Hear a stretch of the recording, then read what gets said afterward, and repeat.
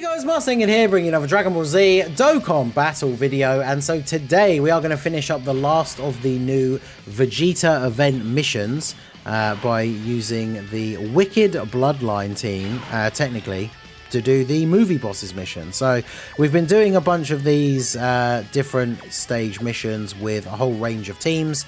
I've said before in each of these videos that I think these missions being added to the Goku and Vegeta event are quite a lot of fun, because they just allow you to use a bunch of older teams and units that you don't really use that much anymore. I mean, obviously, for the Wicked Bloodline team, in terms of the best build, or at least I say the Wicked Bloodline team, but the cooler team, because the most optimal build, obviously, if you're running like STR LR cooler, is to run certain other units who aren't movie bosses, or even same with like Wicked Bloodline, right? Like, for example, we are running the double physical metal coolers, so we are running a Wicked Bloodline team for all intents and purposes, but we can't run characters like Cooliza because the mission for the stage is movie bosses, and obviously he is not a movie bosses character.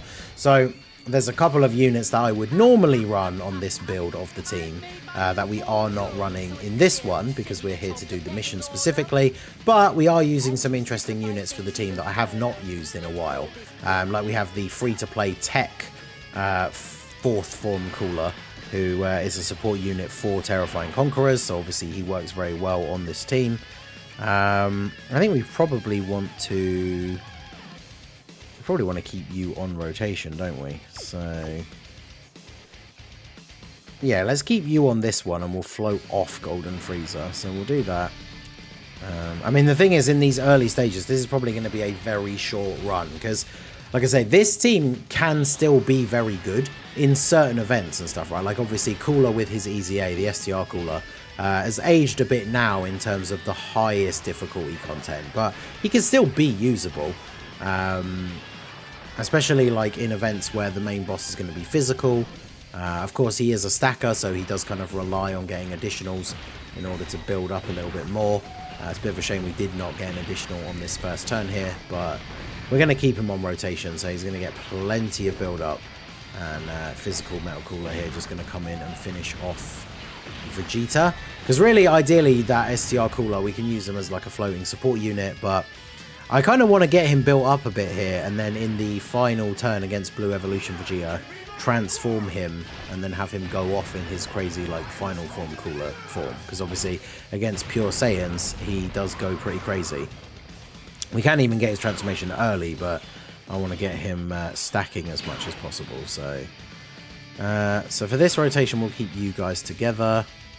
In fact, we'll do this, and then I like to give STR cooler less key. I should have waited to pick up the orbs. Literally, the text that came up when I picked up the first lot of orbs was blocking the orb trails. It's like, oh, I'll just grab these, and then we got his 18 key super anyway. So normally I go for his 12 key super on his first turn, because not only is it a guaranteed defense raise, well, that doesn't really matter here because the enemy's not exactly particularly tough, but it means you're doing less damage, which gives you the opportunity to do more attacks, because the more attacks you do with Cooler, the quicker he gets built up. So actually, the fact that we didn't kill him with the first super is good, right? Because we actually get to do a second attack here. Because we need to attack a certain number of times to get our passive fully built up, to build up to our active skill. So in the early stages, you kind of want to try and go a little bit slower with Cooler if you can. And then, of course, this Tech Cooler, he infinitely stacks defense as well. So he does have type advantage at the very end, but we should probably try and give him a bit more of a chance to get built up here. And then I do want STR Cooler to get to attack, so I'm not going to get the 18 key super with physical metal cooler here. But yeah, movie bosses being a stage for the Vegeta event obviously does give you a lot of opportunities to mess around with some other units. You know, LR Janemba and Tech Janemba is always a fun combo rotation. Can still be very effective in this event. Units like the EZA Bojack, who can be an orb changer with the right allies, that can be really useful.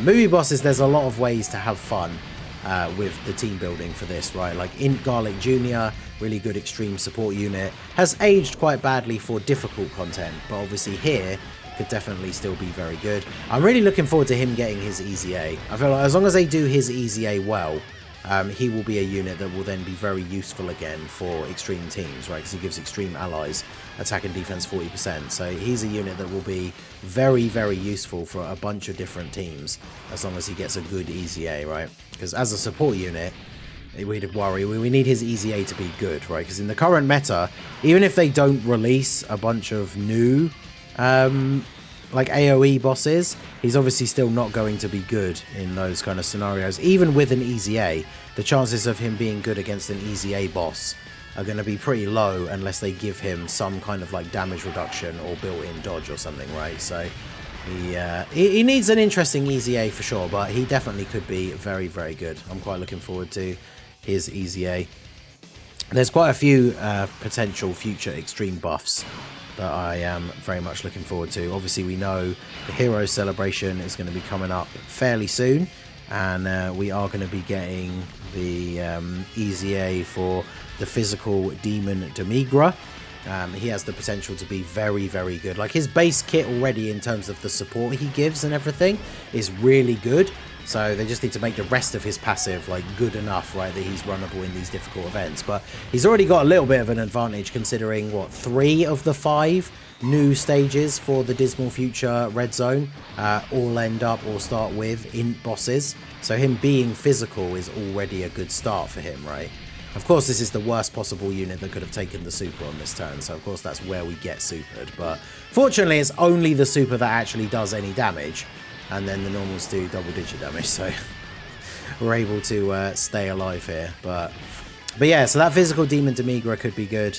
Obviously, you know, they're probably a way away, right? It'll be him and the AGL Pycon, but Tech Janemba getting his EZA, he could potentially be very, very strong as well. So I don't really want to float off STR Cooler, but I also don't want to float off Golden Freezer. This is, you know, I'm suffering from success. I've got too many good units. Too many units I want to keep on rotation. So I guess we'll do this. Float off Golden Freezer here. Because where I need to be careful is obviously when we get to AGL, Blue Evolution Vegeta at the end. Obviously the STR Coolers are not going to be in a great position if it comes to eating a super attack from him. So he dodged. Wow, how rude. 8.7 for LR Cooler here. Again, the more attacks we can get off, the better, so we can build up towards our active skill. Look at this dude. Build up towards our active skill, getting our full passive active and everything. I can't believe he dodged. That's outrageous. Alright, well, Cooler should eat this. Yeah, double-digit damage, and then Golden Freezer. Will Golden Freezer kill him? Golden Freezer should get at least another super, right? Because he gets the additional super guaranteed, and then is it going to be enough here? I mean, this team obviously, like, for the most part, unless you get very unlucky, because of course we had the Tech Cooler eat that super from the int phase. If you don't, as long as you're not getting incredibly unlucky, then you're going to be good here. Because like for this rotation, for example, what's the betting that it's the Tech Cooler that eats the super attack here? I will not be surprised at all if that is the case. What is his defense up to now? Only 300k. So after supering, it's going to be a bit over 300, right? If he only gets the 1. But because that's the thing, if either of the Metal Coolers eat the super, they would be able to tank it reasonably well. And even if they didn't, then obviously they would revive. But the Tech Cooler is going to be the one that's the liability. But, I mean, if he survived the previous phase super with type disadvantage, even though the last 2 phases hit a little bit harder than the one before each time, he doesn't have type disadvantage anymore, so he should be okay. This is one of the things I was saying before about like the changes to the team slightly, because we have to run movie bosses and not just Wicked Bloodline. Of course he did. Has this guy become the new like Super Vegito and Great Saiyaman 3, where he just has a super attack magnet attached to his forehead or something? Only 200k, I mean, that's not too bad, I suppose. Not quite what I'm looking for, but you know, I guess we'll have to make do. So okay, so yeah, we're not going to finish him off this turn, which means we get the STR Cooler rotation on this next turn. And then this guy is going to get absolutely obliterated by them. So that's what we like to see. No active skill available yet for you, though, so I kind of want you to be able to attack first. We'll do this. And then by the time the tech freezer shows up again, we will have our... he'll be going into the golden freezer state, so we get guaranteed crits. I'm not going to hit these because I would ideally like him to not kill with the first super so he could maybe get another attack, but I think even with the bare minimum like modifier that the Dokkan attack gives you, even if you miss all the nodes, he potentially kills him here. Yeah, okay. Especially when he crits for 10 million damage, you know. So, well, so Golden Freezer, after losing a bunch of your damage reduction throughout the stage, can you tank the super attack here? Or shall I do this and then... Well, you only share one link with him. That's kind of annoying. Well, let's do this. Go ahead and use the active skill for Metal Cooler. Because, yeah, Golden Freezer is the one reason I don't like Golden Freezer as much as I would if it wasn't for that one tweak in his design, right? Because newer events, it does work in his advantage because they are hard straight out of the gate, but... Like, the fact that he loses damage reduction over time. Like, I actually genuinely... I don't know how much damage he would take from a super attack here from Vegeta. But... I don't think he would get one shot. I don't know. I mean, obviously he's not going to take damage from normals, so I guess it's hard to say. But... Vegeta with the dodge. Okay. And let's see. Obviously he might not even super... Freezer, but everyone else on the rotation should be able to survive a super attack. Final form cooler at the end is only going to be, or fourth form cooler I should say, at the end is only going to survive because of the type advantage. 11.4 million for Metal Cooler, that's pretty good here. I still like physical Metal Cooler. He has definitely aged, right, so he's not like the craziest unit anymore, but he's a fun unit. I got very lucky during that worldwide celebration. I rainbowed both the coolers, so obviously it was a good run for me. How much is he taking from this? He eats this, right? After a double super. Yeah, 287. And then the tech one, we should be at the point now where he's taking double-digit damage from all normal attacks, right? And there's another double super. He's done pretty well with getting his additional supers, so... Yeah, and he's fine. Now, the question is going to be... Where is the super attack going to be on this rotation? Because, oh, there's only one attack at the front. Did we do enough attacks to get the active skill? Ah, we didn't. Man, I really wanted to do the active skill with Cooler. Because there's only one attack in the front. And that would have removed it. And we would have then been able to go ham. What do I do here? Do I just do this? Shall I just risk it for the biscuit? I mean, we're right at the end, so, like... If I do risk it and we lose, I have to start all over again from the beginning. So, I probably shouldn't, but I don't know what what's the attack cooldown on Super Saiyan Blue Evolution Vegeta in the Legendary Vegeta event. I actually don't know, like, how many attacks it is he has to do before he can super again. Because normally that gives you an idea. Like, if the enemy super attacks you as, like, the last attack of the turn, in the previous turn, that gives you an idea that they're not going to be able to then do that in like the next turn.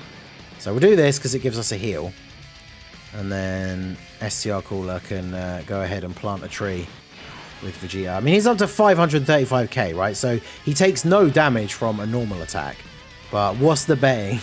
What's the chances he super attacks in slot 1? Let's find out. Okay, he didn't. Good. I haven't seen... Really? I was going to say, I haven't seen this animation for so long with the quick over-the-shoulder, bam! You gotta love it. So, he dodged, but then we got the additional, and we plant him into the ground. Guaranteed crit against the Pure Saiyan, and there you go. So, that was Movie Bosses versus the Legendary Vegeta event. Obviously, another very easy one. All of these missions against the Vegeta and Goku event have been very straightforward. Very good categories that you can make very good teams. So, I appreciate you guys who have come out and watched this. I know the videos for the runs for the Vegeta event missions and Goku event missions haven't exactly done particularly well, because obviously these events are very easy, but I thought it was worth doing videos for each of them just because it's fun to revisit some of these older teams. So for those of you who did obviously come out and watch this video and got all the way to the end, shout out to you. Let me know down below in the comment section that you made it to the end. Let's put like hashtag Wicked Bloodline or something for those of you that made it all the way to the end. I do appreciate you. So we'll go and accept our mission here. This will be the last tickets that we get for a while. So do I actually have enough to do another summon here at the end? I do. So we'll go ahead and do that. See what we can get here. I think it's one of those things just like the Goku banner where I don't think there's anything that I can actually get from this that would be useful to me. But, you know, free summons at the end of the day. If nothing else, it's barber points. Plus it scratches the itch to summon, considering we are going to be saving pretty hard to go all in for heroes. And yeah, another 7 SR Vegetas, but hey, what are you going to do? So, shout out to all you guys for watching the video. Let me know down below which team you used for beating the movie bosses mission. And hopefully they do continue to add more of these, because it gives a nice, you know, reason to replay these events using a different team. So let me know what you guys think down below. So that is going to be it for the video, guys. This has been the Masked Ningen. Smash that like button, subscribe to the channel if you are new. Check out the links down below for the Discord and the merch store, and I will see you all again soon. Have a good one.